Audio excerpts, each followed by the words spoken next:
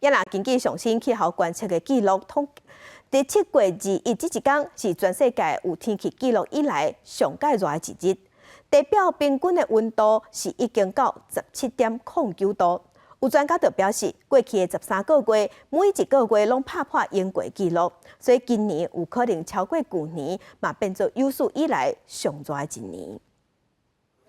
民众提早的设计电风是要较凉的，店头门口安装喷雾设施，想要降温。根据欧盟监测机构举办年气候变化服务，7月21是全球有记录以来上热一天，全球平均地表气温达到17.09度，比去年7月小可悬0.01度。专家说进一步表示，这礼拜气温可能会超过这个纪录，因为热浪在美国、欧洲甲俄罗斯等全球各地的滚价。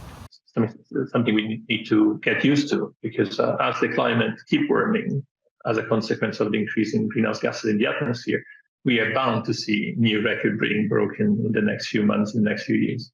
去年7月初3到初6，因为气候变迁指数北半球出现的极端高温，连续4天破坏纪录。虽然21的气温只比去年小可悬一丝，专家仍然指出，过去13个月纪录甲过去真无同，因为为去年6月了后，每个月拢被列入史上同期上热的月份，2024年有机会超过2023年，成做史上上热一年。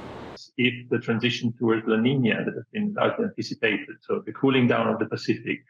were to be very large and very rapid, then there's still a chance for 2024 not to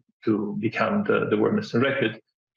气候变迁指数极端气温甲重大天灾一直发生，有若维持的时间搁较长，强度也搁较大。虽然国际社会咧推动热能来减缓气温升高的幅度，使用化石燃料所排放的温室气体，油源豆豆咧增加。